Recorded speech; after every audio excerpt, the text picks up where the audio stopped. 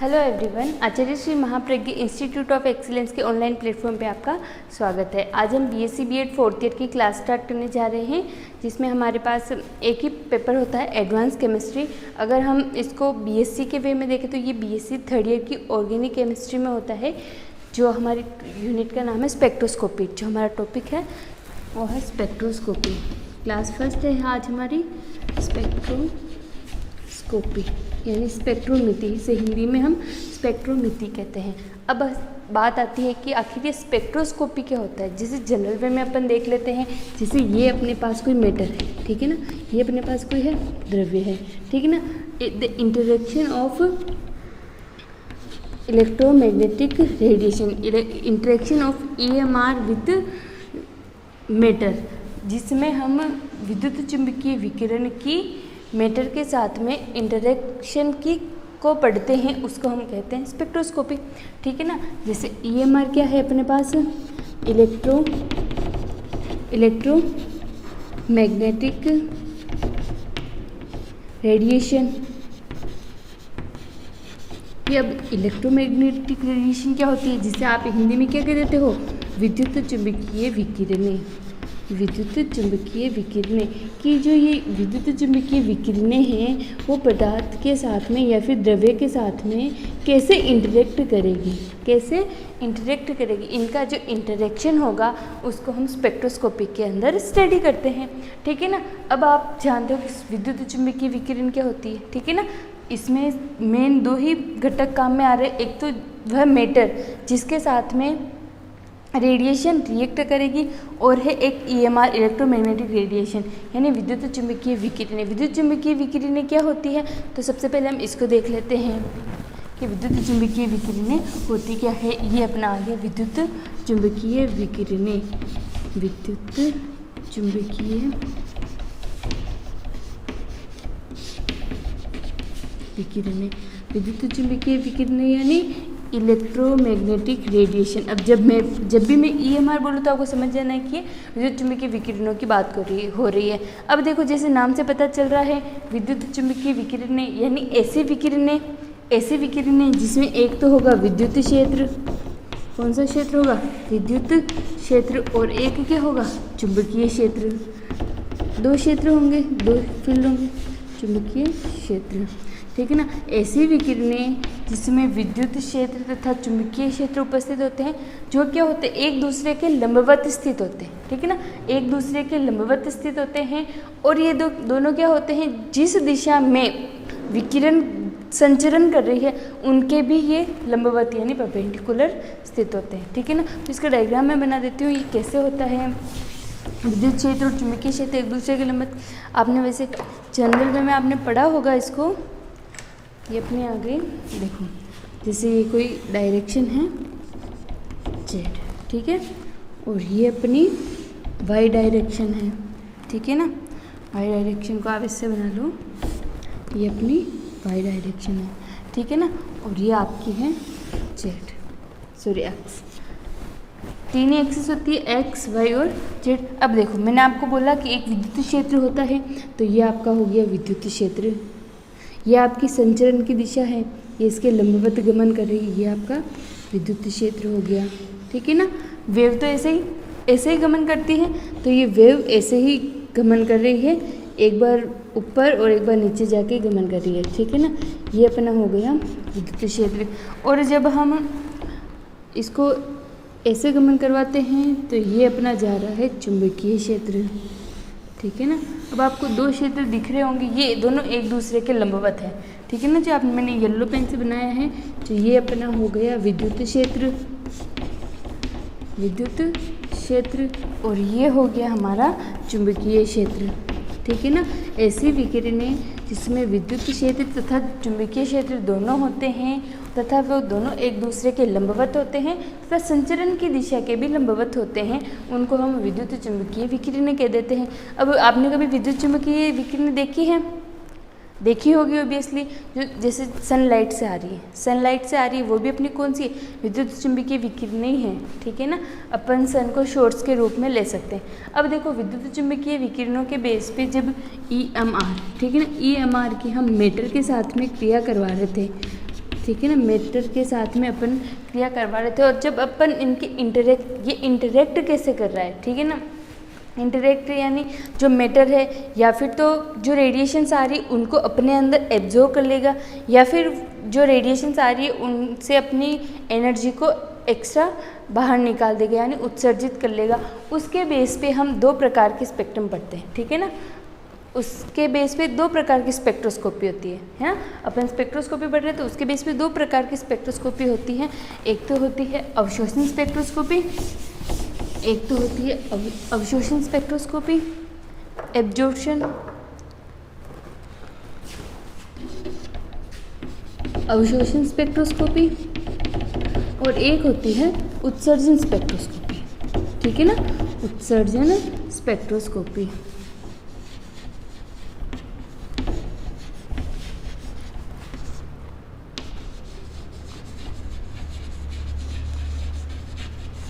ठीक है, अवशोषण स्पेक्ट्रोस्कोपी और दूसरी होती है उत्सर्जन स्पेक्ट्रोस्कोपी।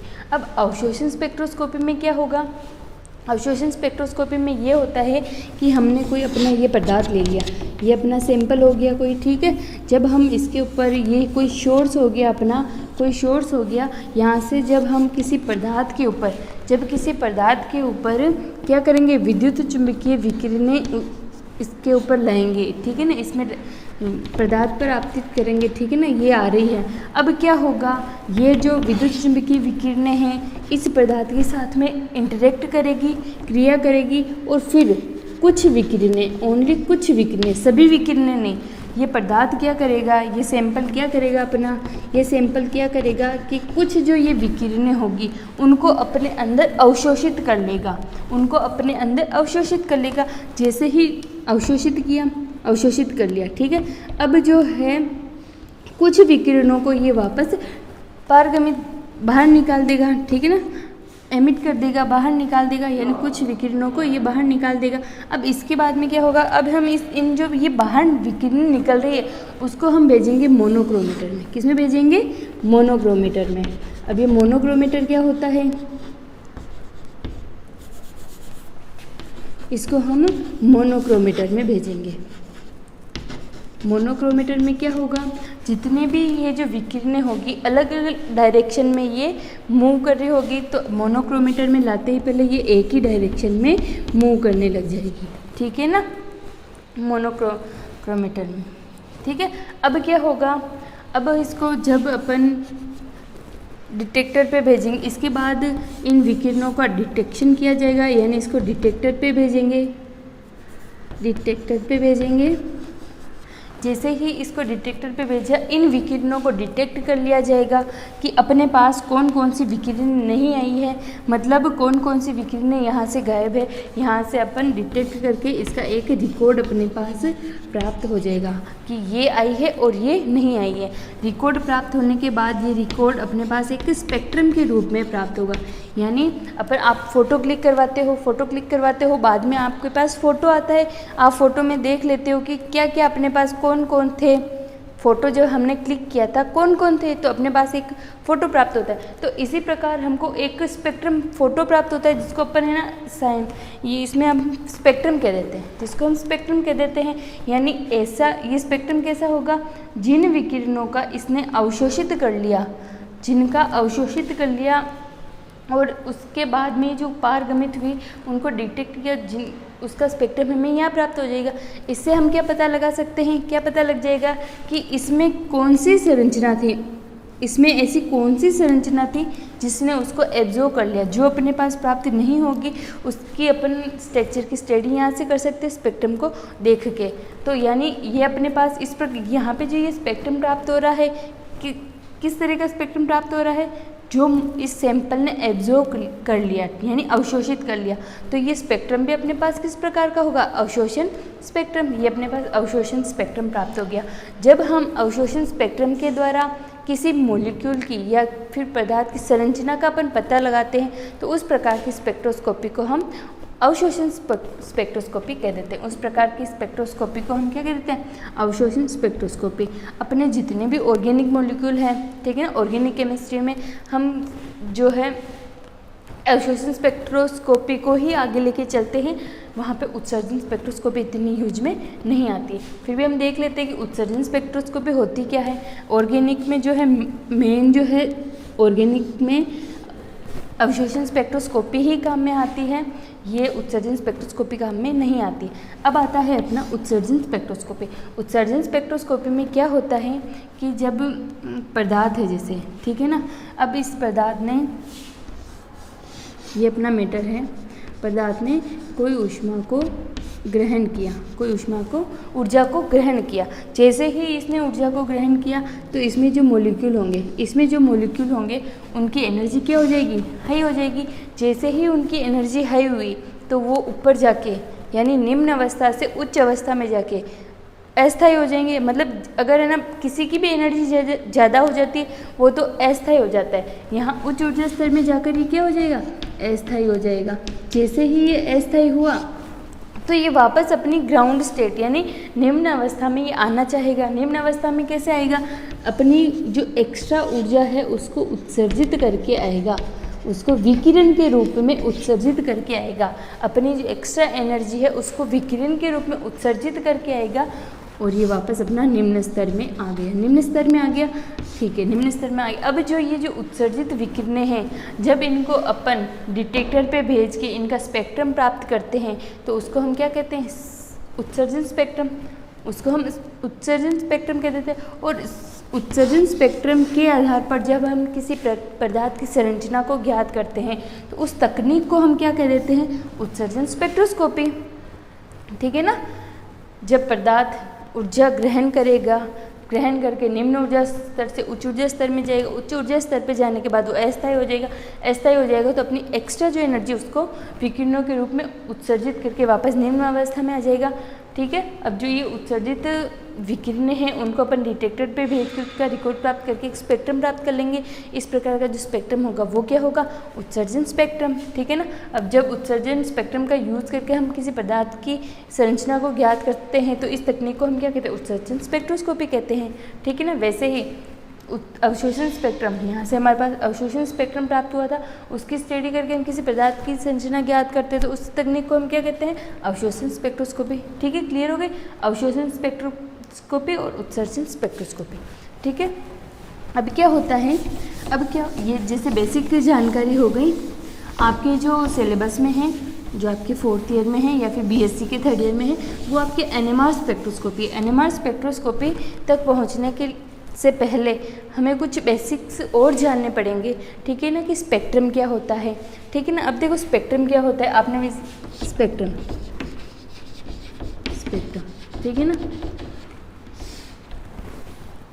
स्पेक्ट्रम क्या होता है। अब एक अणु अलग अलग प्रकार, जितने प्रकार के आपको पता है, अभी यहाँ पे स्पेक्ट्रम प्राप्त हुए थे, तो एक अणु जितने प्रकार की ऊर्जा को एब्जॉर्ब करेगा और उसको जब वापस से त्यागेगा, ठीक है ना, तो अपने पास अलग अलग तरह की स्पेक्ट्रोस्कोपी प्राप्त होती है, जिसको हम क्या करते हैं कि तरंग, बढ़ते हुए तरंगदैर्ध्य, जो हमारे पास स्पेक्ट्रम प्राप्त होते हैं उनको बढ़ते हुए तरंगदैर्ध्य और घटती हुई आवृत्ति के आधार पर, बढ़ते हुए तरंगदैर्ध्य तथा घटती हुई आवृत्ति की एक सीक्वेंस में एक हम विद्युत चुम्बकीय स्पेक्ट्रम प्राप्त करते हैं, ठीक है ना। एक विद्युत चुम्बकीय हम स्पेक्ट्रम या फिर एक फोटो जैसा ही हम प्राप्त करते हैं, जिसको हम विद्युत चुम्बकीय स्पेक्ट्रम कह देते हैं, ठीक है ना।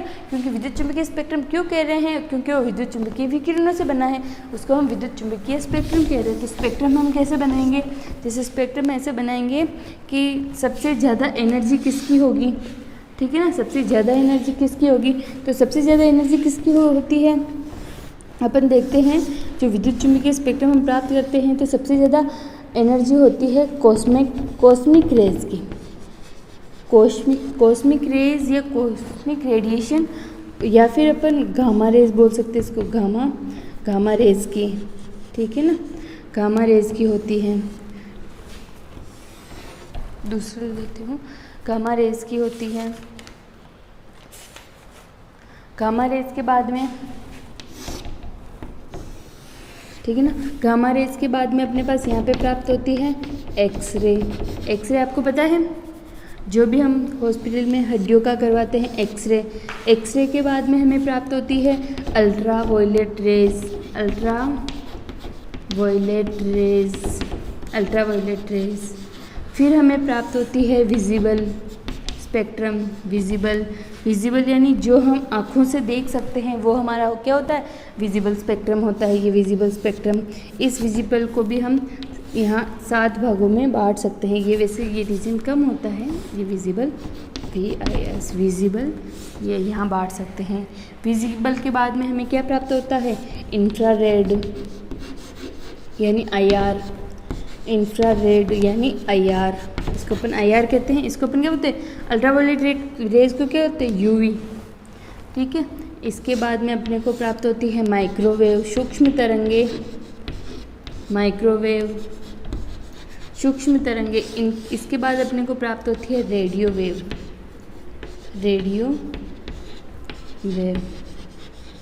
ठीक है ना। अब देखो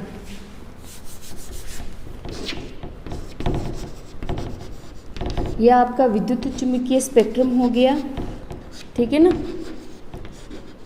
गामा रे। ये विद्युत चुम्बकीय स्पेक्ट्रम है जिसको हमने बढ़ती हुई तरंग दैर्ध्य और घटती हुई ऊर्जा के आधार पर बनाया। यानी हम जब इधर से इधर जाएंगे तरंग दैर्ध्य क्या होती जाएगी, बढ़ती जाएगी। तरंग दैर्ध्य का मान बढ़ रहा है, ये बढ़ रहा है, ठीक है ना। लेकिन जब हम बाएं से दाएं की तरफ जा रहे हैं, ठीक है ना, लेफ़्ट टू राइट जा रहे हैं, तो जो एनर्जी है, ऊर्जा है, उसका मान क्या हो रहा है, कम होता जा रहा है। मतलब सबसे ज़्यादा एनर्जी किन की होती है, एक्सरे की होती है, या फिर ये गामा रेज की होती है, या कॉस्मिक रेज की होती है।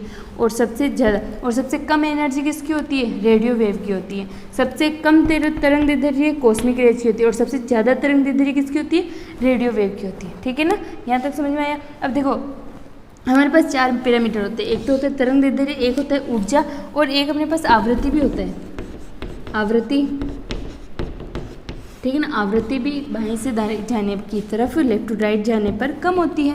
और एक होता है अपने पास तरंग संख्या। तरंग संख्या भी सेम पैरेलल चलता है कि बाएं से दाएं जाने पर ये भी कम होता है, ठीक है ना। खाली तरंग दैर्ध्य बाएं से दाएं जाने पर बढ़ेगा, बाकी तीनों चीज़ें कम होती है, ठीक है ना। अब ये प्राप्त हो गया। अब अपन विजिबल लाइट को अपन स्प्लिट कर देते हैं। विजिबल लाइट आपको पता है, जब आपको इंद्रधनुष दिखता है, वो भी एक तरह का विद्युत चुम्बकीय स्पेक्ट्रम ही होता है। इंद्रधनुष में कितने कलर होते हैं, तो सब भी बोलते हैं कि इंद्रधनुष में 7 कलर होते हैं। तो ये 7 कलर कौन कौन से होते हैं, विबग्योर, ये 7 कलर होते हैं, ठीक है ना। Violet, indigo, blue, green, yellow, orange, red, ठीक है ना, ये 7 कलर होते हैं। अब अगर अपन इसकी बात करें तो इसमें सबसे ज़्यादा जो है ऊर्जा किसकी होगी, सबसे ज़्यादा जो ऊर्जा किसकी होगी, इसकी होगी, क्योंकि ऊर्जा क्या है, इधर से इधर जाने पर कम होती जा रही है। मतलब सबसे ज़्यादा ऊर्जा इसकी होगी और सबसे कम ऊर्जा किसकी होगी, रेड की होगी। लेकिन तरंग दैर्ध्य, अगर अपन तरंग दैर्ध्य की बात करें तो सबसे ज़्यादा तरंग दैर्ध्य किसकी होगी, रेड की होगी, और सबसे कम तरंग दैर्ध्य किसकी होगी, वॉयलेट की होगी, ठीक है ना। ये एक विद्युत चुम्बकीय स्पेक्ट्रम प्राप्त हो जाता है। अब देखो हम जब किसी एटम को या परमाणु को हम एनर्जी दे रहे हैं, ठीक है ना। जैसे ये अपने पास ये अपना मैटर है, हमने इसको क्या दी, एनर्जी दी। जैसे ही एनर्जी दी तो इसके क्या होते हैं, इलेक्ट्रॉन जो होते हैं वो निम्न ऊर्जा स्तर से कहाँ चले जाते हैं, उच्च ऊर्जा स्तर में चले जाते हैं, ठीक है ना। उच्च ऊर्जा स्तर में चले जाते हैं। निम्न ऊर्जा स्तर से कहाँ चले जाएंगे, इलेक्ट्रॉन जो है उच्च ऊर्जा स्तर में चले जाएंगे। यानी इलेक्ट्रॉन एक स्तर से दूसरे स्तर में जा रहे हैं, तो इलेक्ट्रॉन, इसको अपन बोल देते हैं इलेक्ट्रॉनिक स्पेक्ट्रोस्कोपी। इलेक्ट्रॉन जो है मूव कर रहे हैं, इसलिए इसको अपन इलेक्ट्रॉनिक स्पेक्ट्रोस्कोपी कह देते हैं। अब इसमें क्या करेगा मॉलिक्यूल, 200 से 400 के बीच में एनर्जी को एब्जॉर्ब करेगा, और जो है इसका इलेक्ट्रॉनों का ट्रांजिशन करके उच्च ऊर्जा स्तर में जाएगा। अब आपने पढ़ा होगा कि ये ट्रांजिशन कौन कौन से होते हैं, तो ये ट्रांजिशन कौन कौन से होते हैं, जो सिग्मा से सिग्मा स्टार आपने पढ़ा होगा, सिग्मा से सिग्मा स्टार, एन से सिग्मा स्टार, पाई से पाई स्टार, और N2 पाई स्टार, ठीक है ना। आपने पिछले ऑर्गेनिक में पढ़ा होगा, जब हम एडवांस NMR की बात कर रहे हैं तो आप इसका मतलब अल्ट्रावायलेट और इंफ्रारेड IR और UV आप पहले पढ़ चुके हैं, इसलिए हम आप आगे फिर NMR की बात करेंगे। जस्ट ये सिर्फ बेसिक जानकारी है, ठीक है ना। ये आपने इलेक्ट्रॉनिक ट्रांजिशन पढ़े होंगे। तो हम जब UV और विजिबल की रेंज, ये 400 से ये 800 तक होता है इसका, ये अपने पास विजिबल की रेंज होती है 400 से 750 तक की ये रेंज होती है, ठीक है ना, विजिबल की। ये 200 से 400, 400 से 800 nm इसकी इकाई होती है, नैनोमीटर इसकी इकाई होती है nm, ठीक है ना। जब ये UV वाले रीजन से एनर्जी को एब्जॉर्ब करके इलेक्ट्रॉन एक ऊर्जा स्तर से दूसरे ऊर्जा स्तर में जाएंगे तो हमें इलेक्ट्रॉनिक ट्रांजिशन देखने को मिलते हैं। इन इलेक्ट्रॉनिक ट्रांजिशन के बेस पे ही हम UV और विजिबल स्पेक्ट्रोस्कोपी को हम साथ में क्या कह देते हैं, इलेक्ट्रॉनिक स्पेक्ट्रोस्कोपी। ये हम इसको क्या कह देते हैं, इलेक्ट्रॉनिक स्पेक्ट्रोस्कोपी, इलेक्ट्रॉनिक स्पेक्ट्रोस्कोपी, ठीक है। इलेक्ट्रॉनिक स्कोपी हो गई। अब जब अपन इंफ्रारेड की बात करते हैं, ठीक है ना, इनकी एनर्जी, अब देखो एनर्जी इधर से इधर जा रही है तो कम होती जा रही है। मतलब अल्ट्रावायलेट की एनर्जी, आपने एक क्रीम आती है मार्केट में UV प्रोटेक्टिव क्रीम, ठीक है ना, तो ये वही UV होती है, क्योंकि इसकी एनर्जी देखो कितनी हाई होती है। वो हमारे स्किन को डायरेक्ट इफेक्ट करती है, तो इसीलिए वो UV प्रोटेक्शन क्रीम आती है, या फिर सन प्रोटेक्शन क्रीम, एक ही बात होती है, क्योंकि सन की लाइट में UV लाइट होती ही है, तो वो UV लाइट डायरेक्ट इफेक्ट करती है, ठीक है ना। अब आता है इंफ्रारेड, इसकी जो एनर्जी होती है जो अल्ट्रावायलेट रेड्स से थोड़ी कम होती है, इससे थोड़ी कम होती है, जिससे इसमें अपने पास क्या हो रहा था, इलेक्ट्रॉनों को एक स्टेट से दूसरे स्टेट में भेज रहे थे, पर इसकी क्या होती है, एनर्जी कम होती है। इसकी एनर्जी कम होती है, जिससे क्या होता है कि जब किसी मैटर के पास में, मॉलिक्यूल के पास में जब IR आती है तो मॉलिक्यूल क्या करता है, वाइब्रेट करने लगता है अपनी ही जगह पे। उसको इतनी एनर्जी नहीं आ रही है कि वो ट्रांजिशन करवा सके, लेकिन इतनी एनर्जी ज़रूर आ रही है कि मॉलिक्यूल अपनी ही जगह पे वाइब्रेट कर रहा है, ठीक है ना। तो वाइब्रेट कर रहा है, तो हम इस प्रकार की वाइब्रेशन के द्वारा जब हम इसकी कोई पदार्थ, परमाणु, अणु की स्ट्रक्चर जब हम ज्ञात करते हैं, तो अब हम इसको बोल देते हैं वाइब्रेशनल स्पेक्ट्रोस्कोपी, ठीक है ना। कंपन स्पेक्ट्रोस्कोपी, वाइब्रेशनल स्पेक्ट्रोस्कोपी हम इसको बोल देते हैं, ठीक है ना। अब ये हमारे पास इलेक्ट्रॉनिक स्पेक्ट्रोस्कोपी होगी, वाइब्रेशनल स्पेक्ट्रोस्कोपी हो गई, ठीक है ना। अब क्या होता है, अब हम अपने असली पॉइंट पर आते हैं। असली पॉइंट हमारा क्या है, जब जो पदार्थ है या फिर यौगिक है जिसकी हमको संरचना ज्ञात करनी है, कोई भी यौगिक है, जब रेडियो वेव से इसकी ऊर्जा सबसे कम होती है, आपको दिख रही है ऊर्जा इसकी सबसे कम होगी, क्योंकि ऊर्जा का क्रम ये है, ऊर्जा सबसे कम होती जा रही है। यानी जब जो यौगिक है कम ऊर्जा वाले रेडियो वेव को एब्जॉर्ब करेगा, ठीक है ना, जब इनको अवशोषित करता है तो हमें क्या प्राप्त होता है, हमें कुछ सिग्नल्स प्राप्त होते हैं। ये जो जब भी कोई यौगिक रेडियो वेव को एब्जॉर्ब कर लेगा तो कुछ ना कुछ आउटपुट तो देता ही है, ठीक है ना। जैसे इसमें क्या आउटपुट आई था कि वो वाइब्रेट होने लग गया था, इसमें इलेक्ट्रॉनों का ट्रांजिशन हो गया था। तो इसमें क्या होगा, जब भी अपने को कुछ सिग्नल्स प्राप्त होंगे, जो पीक के रूप में प्राप्त होते हैं, आपको पता है हर्ट की जब वो चलती है तो ऐसे पीक में ही चलती है, तो वैसे अपने को कुछ पीक में प्राप्त होगा। तो इन सिग्नल्स को हम कहते हैं NMR सिग्नल्स क्या होते हैं, अभी हम पूरी डिटेल से इसको NMR सिग्नल्स को ही स्टडी करने वाले हैं, ठीक है ना। तो NMR सिग्नल्स अपने प्राप्त होते हैं जब अपन NMR सिग्नल्स के बेस पर किसी पदार्थ की संरचना को ज्ञात करते हैं, तो वो तकनीक हमारी हो जाएगी NMR स्पेक्ट्रोस्कोपी, ठीक है ना। यहाँ से अपना अगला मेन जो टॉपिक है वो स्टार्ट होता है NMR, ठीक है ना। यहाँ तक क्लियर है, ये आपको सब समझ में आ गया होगा। कॉस्मिक एक्सरे वही जो बोन्स की होती है, अल्ट्रावायलेट, विजिबल, इंफ्रारेड, माइक्रोवेव और रेडियो वेव, ठीक है ना। यहाँ तक हमारी बात हो चुकी है। अब हम आगे बात करते हैं NMR क्या होती है। जो हमारे जो 4th ईयर में है वो मेन यही है, NMR स्पेक्ट्रोस्कोपी है। तो स्टार्ट करते हैं हम NMR स्टार्ट करते हैं। NMR, ठीक है ना। नाम को क्लियर करते हैं पहले। N यानी न्यूक्लियर, M यानी मैग्नेटिक, R यानी रेजोनेंस, ठीक है ना। न्यूक्लियर यानी नाभिकीय, मैग्नेटिक यानी चुंबकीय, रेजोनेंस यानी अनुनाद, नाभिकीय चुंबकीय अनुनाद, ठीक है। वैसे आपको इंग्लिश में ही करना है। NMR यानी न्यूक्लियर मैग्नेटिक रेजोनेंस, ठीक है ना। जब हम NMR के द्वारा पदार्थ की संरचना का अध्ययन करते हैं तो हम उसे क्या कह देते हैं? न्यूक्लियर मैग्नेटिक रेजोनेंस स्पेक्ट्रोस्कोपी कह देते हैं इसको, ठीक है ना। अब NMR होती क्या है? एक बात तो आपको पता चल गई कि NMR में ये जो एनर्जी का एब्जॉर्प्शन कहाँ से करेगा? एनर्जी का एब्जॉर्प्शन ये जो करेगा, ये करेगा रेडियो वेव से, ठीक है ना। रेडियो तरंगों से अपना एनर्जी का एब्जॉर्प्शन करेगा और क्या अपने को देंगे? पीक देंगे, ठीक है ना। ये हो गई, ये मतलब इसका बेसिक हो गया कि जो NMR में जो सिग्नल्स, ये NMR में जो एनर्जी होती है उसका एब्जॉर्प्शन कहाँ से किया जाता है?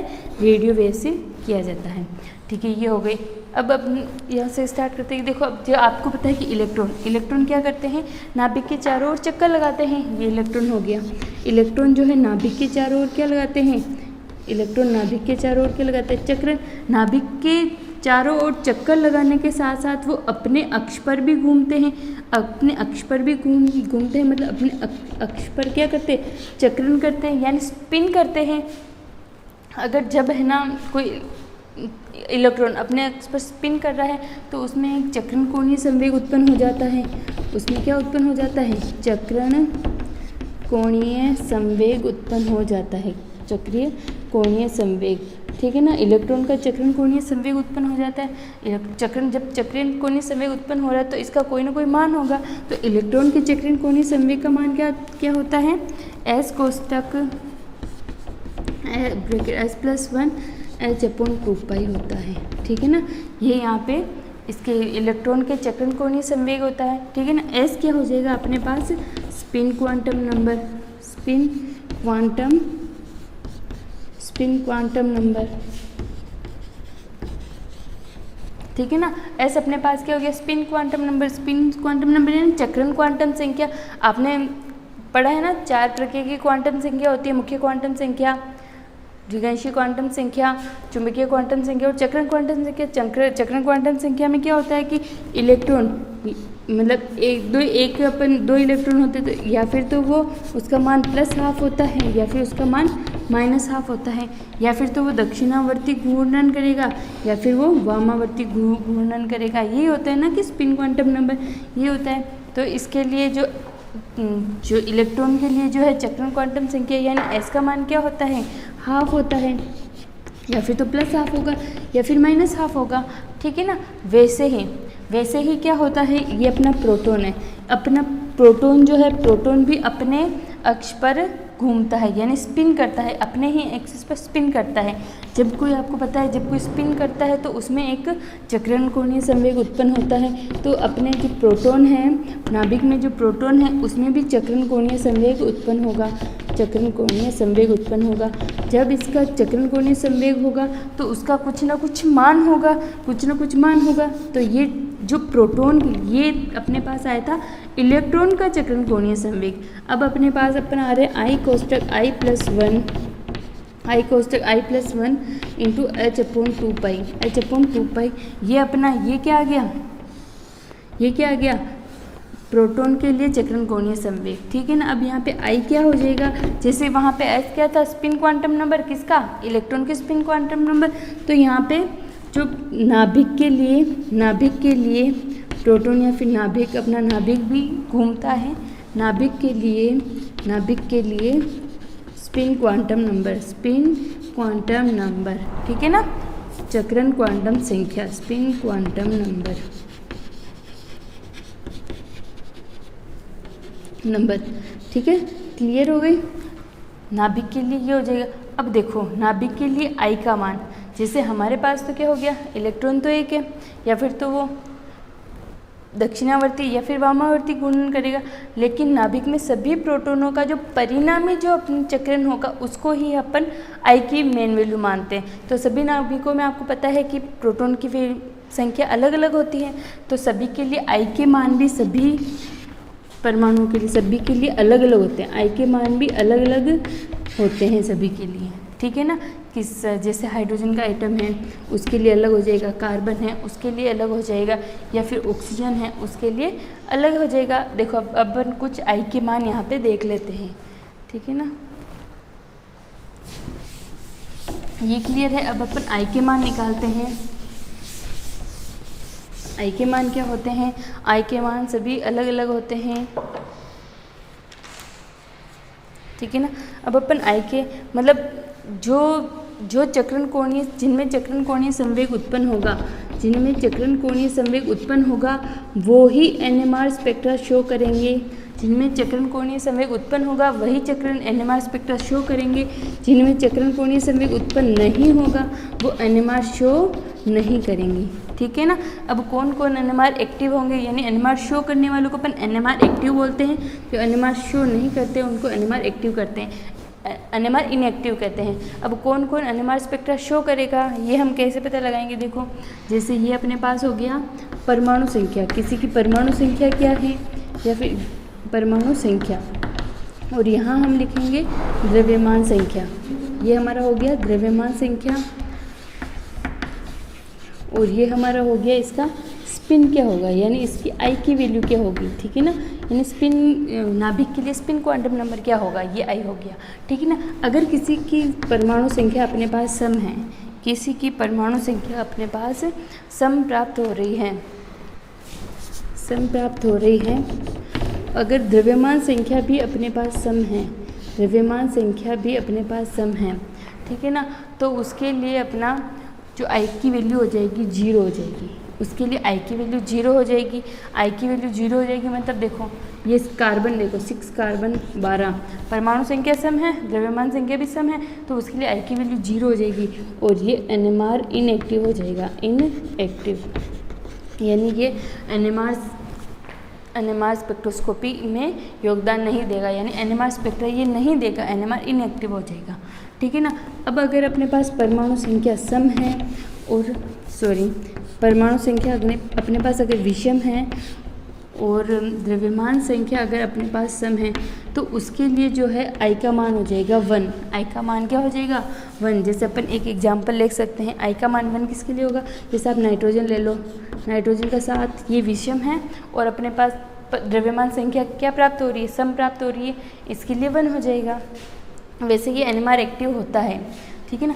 अब देखो अगर अपने पास परमाणु संख्या विषम या सम कुछ भी हो उससे हमें फ़र्क नहीं पड़ता, लेकिन अगर हमारे पास द्रव्यमान संख्या जो है विषम है तो हमारे पास आई की वैल्यू जो है हाफ प्राप्त होती है, हाफ या फिर 3/2 या फिर 5/2 ऐसी कुछ प्राप्त होती है, ठीक है ना।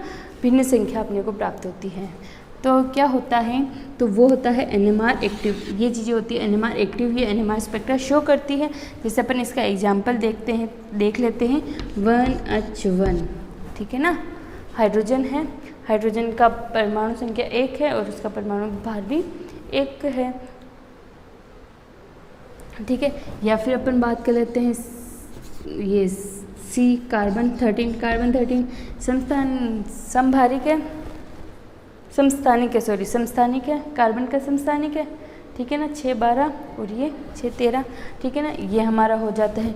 अगर अपन 3/2 वाले में देखें तो यहाँ पे जो क्लोरीन होता है, क्लोरीन हम इसको 3/2 क्लोरीन के लिए जैसे 17 हो गया, एक तो होता है 35 वाला होता है और एक ही जो 37 वाला होता है, ये हमारे इसके लिए जो नाभिक के लिए जो स्पिन क्वांटम नंबर होगा वो 3/2 आएगा, ठीक है ना। अगर हम ऑक्सीजन की बात करें, ऑक्सीजन 8 और ऑक्सीजन ये होता है 17, तो ये इसके लिए हमारे वैल्यू हो जाएगी 5/2 हो जाएगी, ठीक है। उसके लिए हमारी वैल्यू 5/2 हो जाएगी। ये हमारे पास ये 35 वाला होगा, ठीक है ना, ये हमारे पास प्राप्त हो जाएगा। तो ऐसी जिनके लिए हाफ 3/2 5/2 होगी वैल्यू, वो हमारे पास क्या होंगे, एनएमआर एक्टिव। ये क्या करेंगे, एनएमआर एक्टिव होंगे। ये हमारे पास एनएमआर एक्टिव हो गए, NMR एक्टिव हो गए तो मतलब अपन आई के बेस पर अपन पता लगा सकते हैं कि किसी आई वैल्यू के आधार पर कि वो NMR एक्टिव होगा कि नहीं होगा। ठीक है ना, ये NMR की पोजीशन हो गई। अब अपन आगे बात करते हैं। अब देखो जिनके लिए चक्रण क्वांटम संख्या का मान यानी आई का मान 0 हो रहा है उनमें अपन NMR को शो नहीं कर रहे, यानी वो NMR इनएक्टिव हो जाएंगे। NMR इनएक्टिव हो जाएंगे तो उनके लिए फिर अपन NMR की स्टडी आगे नहीं करेंगे। ठीक है, NMR इनएक्टिव हो गए तो उसकी आगे स्टडी नहीं करेंगे।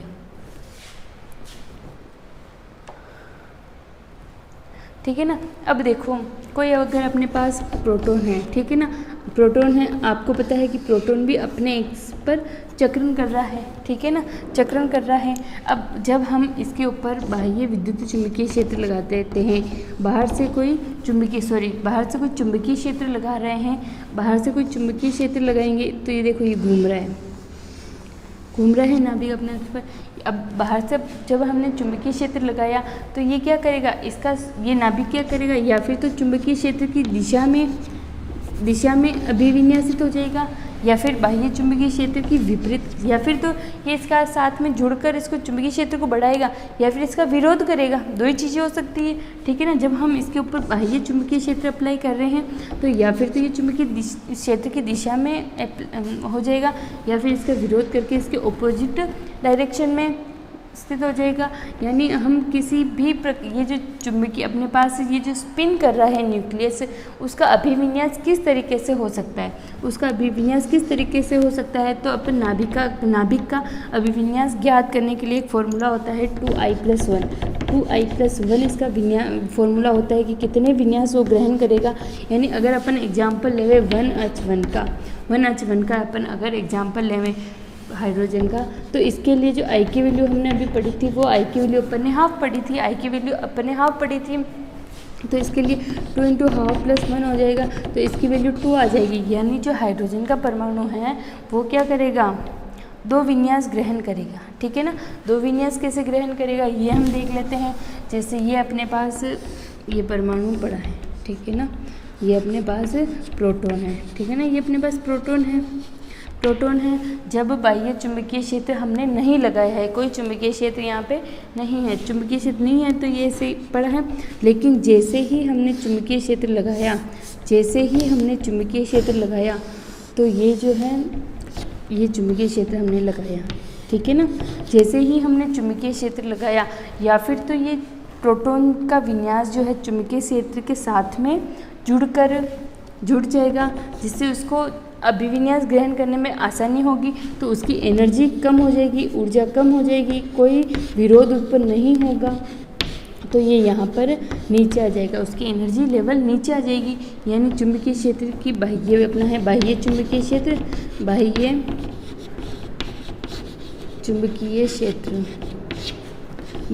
चुंबकीय क्षेत्र। और जब दूसरा विन्यास क्या हो सकता है कि ये लगाए गए बाह्य चुंबकीय क्षेत्र का विरोध करे, यानी जब किसी चीज़ का विरोध किया जाता है तो उसकी एनर्जी क्या हो जाती है, हाई उच्च ऊर्जा हो जाएगी, इसकी ऊर्जा क्या हो जाएगी, उच्च ऊर्जा। ठीक है ना, उच्च ऊर्जा हो जाएगी और इसकी कम ऊर्जा हो जाएगी, और इनके बीच में एक एनर्जी गैप डेवलप हो जाएगा। ठीक है ना, बाह्य चुंबकीय क्षेत्र की दिशा में बाह्य चुंबकीय क्षेत्र के विपरीत। अब देखो हम इसको एक चुंबक से समझ सकते हैं। ठीक है ना, अब देखो हमारे पास ये एक मैग्नेट है, जैसे ये हमारे पास ये मैग्नेट है जिसका N और S पोल है, N और S। अगर हम कोई चुंबक और लाएं N और S, अगर हम चुंबकीय क्षेत्र की दिशा में ही ला रहे हैं, ठीक है ना, N और S ही ला रहे हैं, तो इसका विरोध हमको कम करना पड़ेगा, ये आसानी से जुड़ जाएगा। अगर हम इसका N पोल यहाँ पे लाते हैं, जैसे ही इसको पास में लाएंगे N और N पोल को, तो यहाँ पे विरोध की स्थिति उत्पन्न हो जाएगी और अपने को एनर्जी ज़्यादा लगानी पड़ेगी, तो इसकी उच्च ऊर्जा हो जाएगी और इसकी निम्न ऊर्जा हो जाएगी। सेम ऐसे ही होता है, ठीक है ना, इसमें ही होता है, इसकी ऊर्जा कम हो जाएगी और इसकी ऊर्जा अधिक हो जाएगी। इस प्रकार जो प्रोटॉन है जो 2 अभिविन्यास ग्रहण कर सकता है 2i+1 वाले फॉर्मूले से। यानी जिसके लिए भी जिस नाभिक के लिए चक्रण क्वांटम संख्या का मान जो है हाफ है, वो इस प्रकार से स्प्लिट हो जाएगा, इस प्रकार से स्प्लिट हो जाएगा, जिसमें एक की ऊर्जा कम होगी और एक की ऊर्जा ज़्यादा हो जाएगी। ठीक है, अब आगे अपन देखते हैं।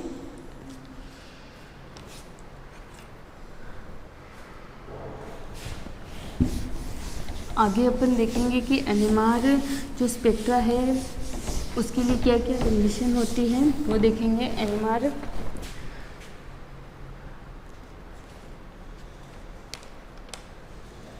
देखो, अब अपने NMR स्पेक्ट्रम में अपन क्या करते हैं, NMR स्पेक्ट्रोस्कोपी में अपन क्या करते हैं, मेनली तो किसी परमाणु की संरचना का अध्ययन करते हैं। ठीक है ना, परमाणु की संरचना का अध्ययन करते हैं। अब इसके लिए परमाणु की क्या, उसमें मतलब पदार्थ की यौगिक की स्ट्रक्चर क्या है, यौगिक की स्ट्रक्चर क्या है, यौगिक की स्ट्रक्चर की अपन स्टडी करेंगे तो उसमें किस प्रकार से कौन कौन सी किस जगह पे पीक प्राप्त आ रही है उसको अपने को ज्ञात करना पड़ेगा। उसकी स्टडी हम नेक्स्ट क्लास में करेंगे। ठीक है, आज के लिए इतना ही। Thank you.